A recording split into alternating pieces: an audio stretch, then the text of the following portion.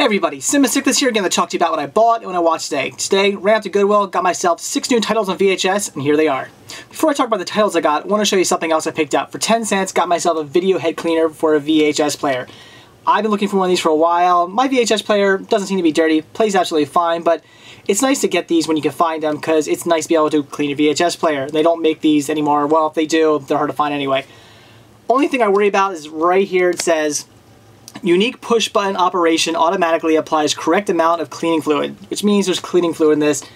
I don't know how old this thing is. I don't see a date on it, but I mean, you can tell it looks pretty old. I'm thinking 90s. So, not really sure if the cleaning solution is even good anymore, but I'm pretty much, well, what I'm going to do is I'm actually going to try this on my older VHS player. I have like a newer one that I'm not going to put this in quite yet. I'll try it on my older one. So if anything wrong happens, it won't be the biggest loss in the world. We'll see, but it was cool to find this. Got it for 10 cents. It was a great deal. Alright, now onto the titles I picked up. First thing I grabbed on VHS was Rudolph's Shiny New Year.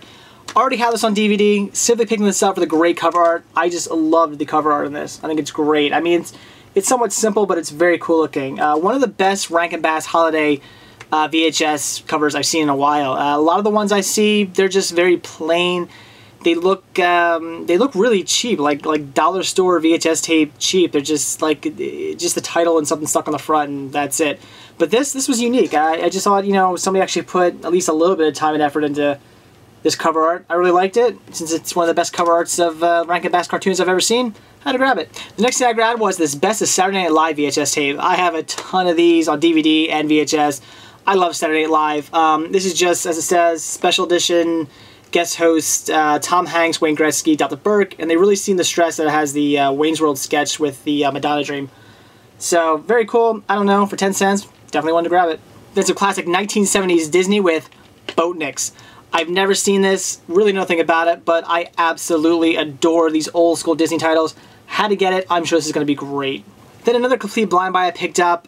This actually got really bad reviews on Amazon. This is from 2002, and that is Federal Protection. Again, as I said, on Amazon, this got horrible reviews. Apparently, it's not very good, but whatever. It was 10 cents. I thought it looked interesting. Apparently, this is not really an action-packed movie, which, looking at the cover art, you would think, you know, action-packed movie. Apparently, it's more of like a hip comedy. A lot of people seem to compare it to like Quentin Tarantino type material, so I don't know. We'll see. I'm still going to check it out. I mean, it was only 10 cents. I figured, what the hell. Hopefully, it's good. The next thing I grabbed is a movie I have not seen in many years, and that is Band of the Hand. If you guys do not know what this movie is, I don't blame you. The only reason I know what it is because it used to play on HBO when I was a kid a lot. However, I do not even the slightest bit remember what this movie is about. The only reason I remember even seeing this movie is because of the characters. You know, I saw the characters on the front and on the back, and it just kind of, not the movie came back to me, but the characters came back to me. So I do remember seeing this movie a lot when I was a kid, but like I said, I just don't remember what it's about. I actually have not read the synopsis yet, and I think I might not, because I kind of want to watch this and just have it all come back to me. So, Band on the Hand, had to grab it. Great cover art as well. And the last thing I grabbed is a movie that is only available on VHS, and that is The Magic of Lassie. Yeah, and you're seeing that right. Mickey Rooney and James Stewart together in a movie. You know, even if it wasn't Lassie for that, I'd still have to pick it up. So, I love the Lassie movies. I can't wait to watch this. Again, only available on VHS, so for 10 cents, it was a great, great find. So that's what I bought today, so now it's what I watched. The first Halloween horror title I watched tonight was Blades. I have it here in this Triple Trauma Beheader collection. Reason I wanted to watch this because I've heard great things. Apparently this movie is just so much fun. And I had mixed feelings about it. The first hour of the movie, it's pretty slow, and honestly, you know, during that hour I'm thinking to myself, I have 45 more minutes to go, because this is an hour, 45-minute long movie, and I was just like, wow, this is going to be really boring and not that great. Why do people like this movie? Because for about the first hour, they're building up characters, they're getting to the plot of, you know, something is killing people, what is it? You're getting clues and here and there. But it's just very slowly paced, not all that well done for the first hour, and it's just not very exciting. The first hour of the movie, you're just kind of like, this is going to be very mediocre of a slasher film, if you even want to call it a slasher film or a horror film, whatever. It just seemed very mediocre. There were some okay parts. Most of the deaths were not all that great. There was one okay death of a caddy, but he just gets pulled into like some shrubs and or tall grass, and some blood shoots out, which was kind of interesting, but it wasn't all that great of a death. So, I don't know. For the first hour, I just wasn't really feeling the movie. However, the last 45 minutes of this movie are completely fantastic. Basic plot of the movie is there's something on this golf course killing people. Nobody knows what it is, but it's chopping people into like a million pieces. So they're trying to figure it out. They end up thinking, oh, it's this crazy guy who used to work here a long time ago. It's him. So they put him in jail, but it turns out it's not him. It's actually, this is going to be crazy, but it's actually a like giant industrial-sized lawnmower come to life, which, yeah. So, turns out that this guy who they put in jail is actually the only buddy who knows how to stop this machine. So him, I can't remember who they are. They're just people who work there. One guy is the the golf courses like I don't know, a pro, or what do you want to call him? I guess golf courses have pros that work there. I don't know. I don't golf. Then they have another girl there who's been working there for a long time. She's really good at golf. She was like supposed to be the next pro, but this guy came in instead. And there's a little bit of tension between those two. So it's these two people, and then the guy who they locked up. They go out and they try to kill this lawnmower that's come to life. And they're out in this van. They load up all the weapons. They go to the course to sit in the van, and it starts attacking them, which I love. It gives you a feeling of like a movie maybe like Jaws, where they're out on the boat and Jaws is attacking, that creepy feeling of just being like stranded somewhere and not being able to get off. I actually had the feeling of, if you guys have seen Creepshow 2, the skit where the like blob monster, the blob lake monster is out there, and they all just have to sit on the dock and they can't leave the dock.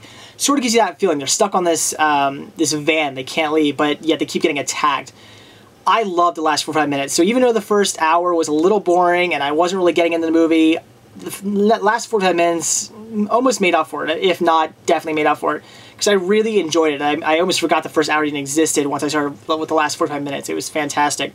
So they end up actually killing the lawnmower, and spoiler alert, but they actually end up killing the lawnmower by throwing some C4 on it. And then as the lawnmower's attacking the van, they jump off and they run away. And they get ahead of the lawnmower, and all of a sudden the pro turns around, and he has 3 golf balls.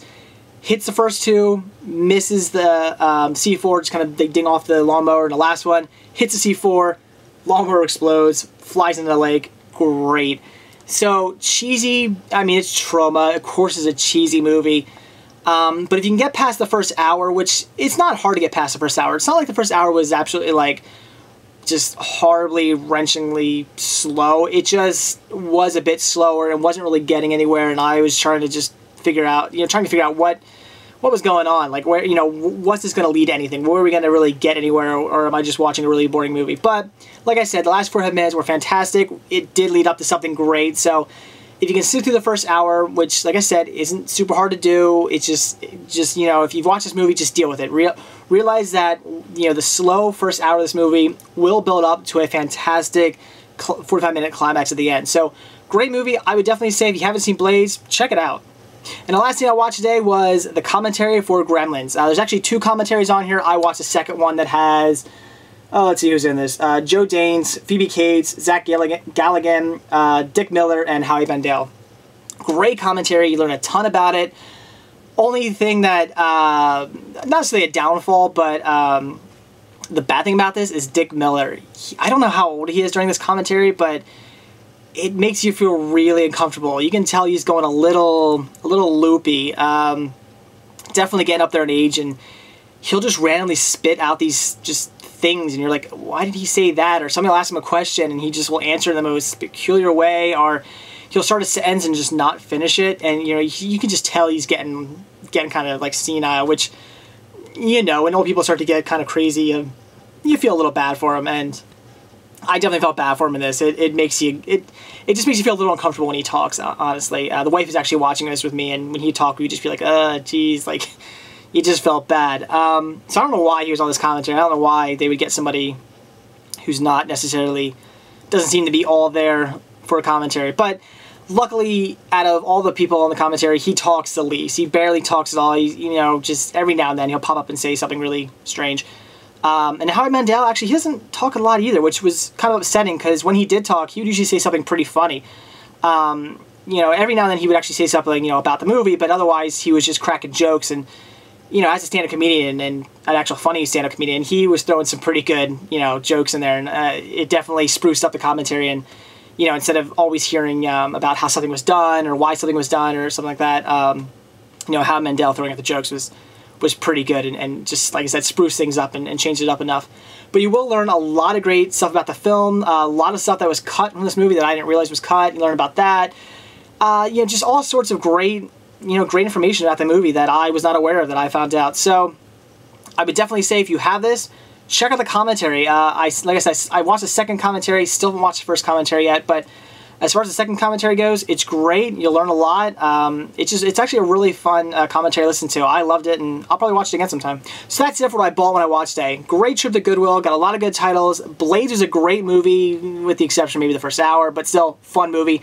And the second commentary on Gremlins was fantastic. So that's it. Thanks for watching, and stay tuned to see what I bought and what I watch tomorrow. See ya.